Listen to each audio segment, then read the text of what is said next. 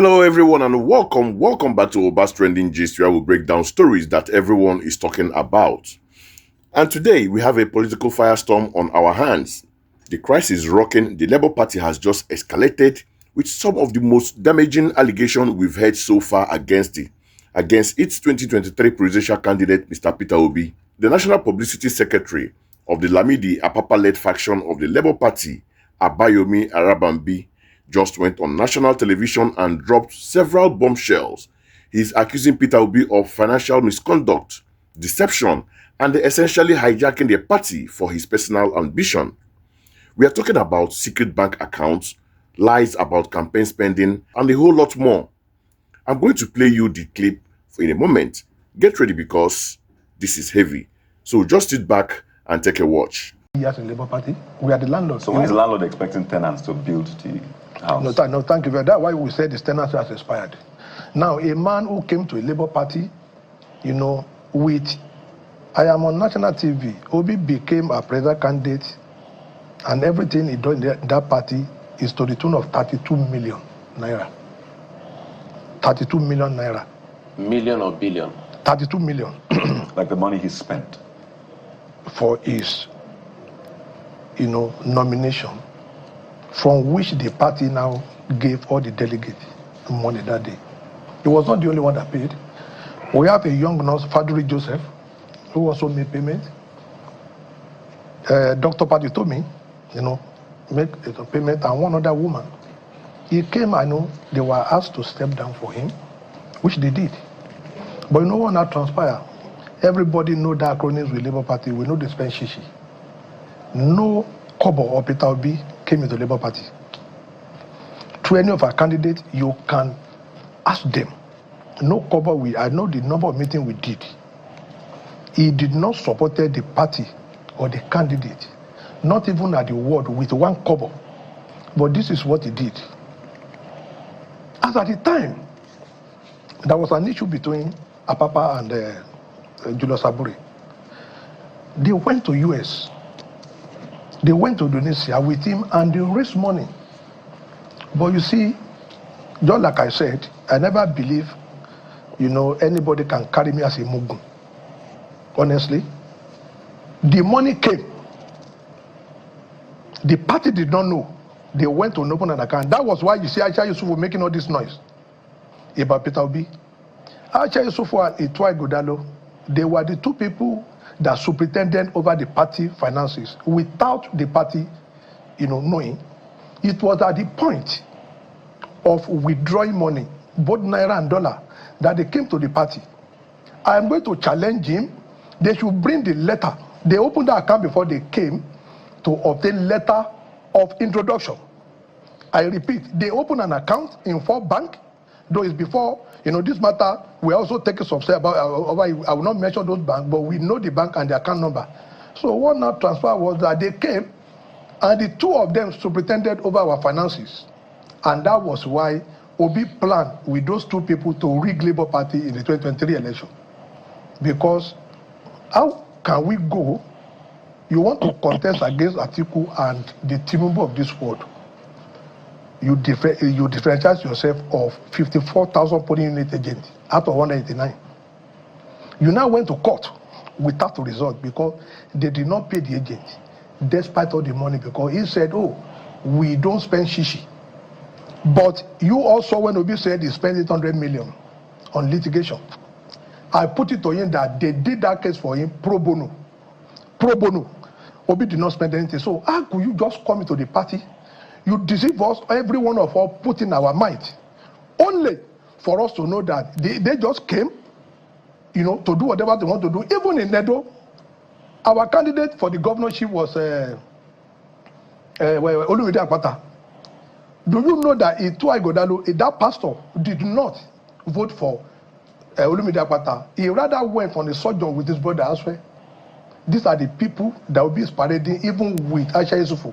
They were the one that is keeping Labour Party money. And that was where Tanko came out to say, Obi had donated over 600 and something million in a year. Where did he get that money?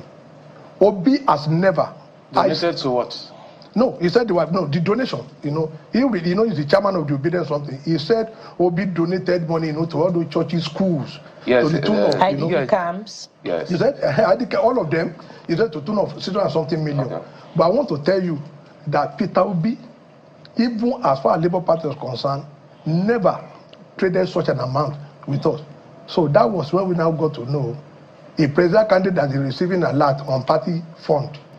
The secretary, does he have access to it? The chairman does not have access. That is the man that wants to govern Nigeria. With Aisha Yesufu. Aisha Yesufu can never depart from Peter Obi. But Aisha Yesufu has given an account of the spendings of the party during the 2023 presidential election. That is not the way to give an account. When you are presenting, all of us went to school, you don't present such an account. Obi just this on 4 lines, he say, oh, this is what I get. What about the people they paid money to? We know it, you see. We are only waiting for 2027 to start.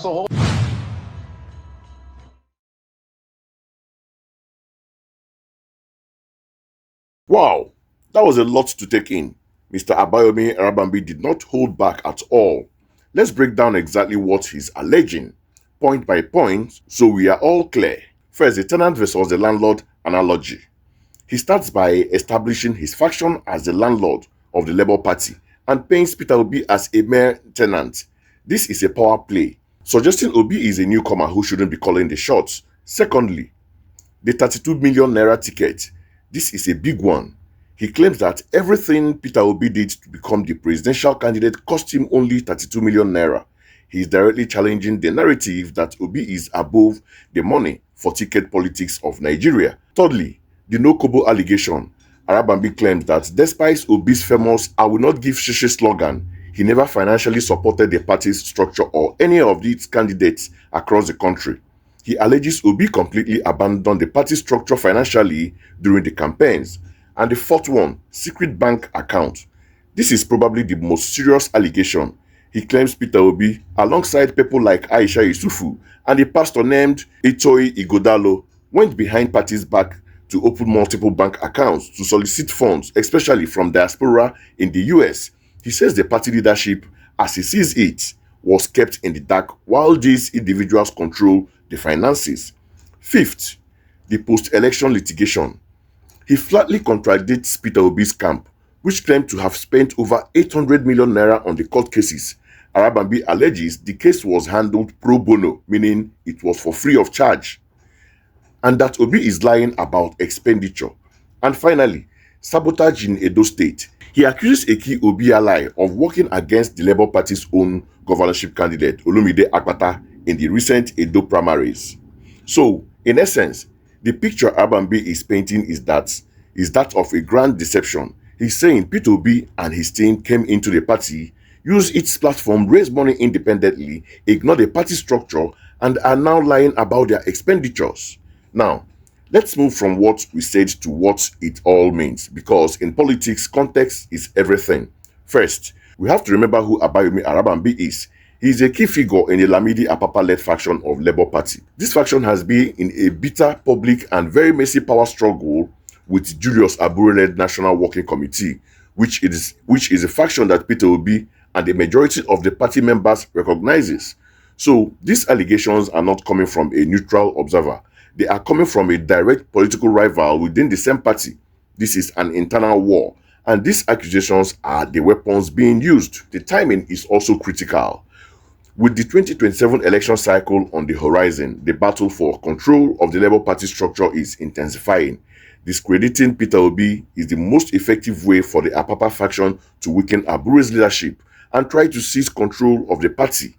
Now, let's look at the claims themselves. The allegation of secret bank accounts is extremely serious. If true, it's a major ethical and possibly legal breach. However, making an allegation on TV is one thing, providing proof is another. For this claim to hold water, we would need to see evidence, bank statements, registration documents, letter of introduction he mentioned. Without that, it remains he said, she said situation. The claim that Obi didn't fund the party is also nuanced. It's possible that funds were channeled through the Presidential Campaign Council and recognized Abure-led National Working Committee, completely bypassing the Apapa faction. So, from Arabambi's perspective, they didn't see a kobo. But that doesn't necessarily mean the broader campaign wasn't funded. My take: this is a calculated political missile aimed directly at the heart of Peter Obi's brand, which is built on integrity, prudence, and being different from the old guard.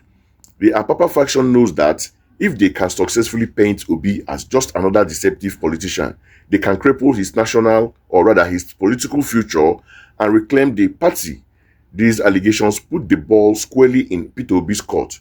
His team needs to respond, and not just with denial, but with transparency. Answering these claims with facts and figures will be the best way to put this fire out.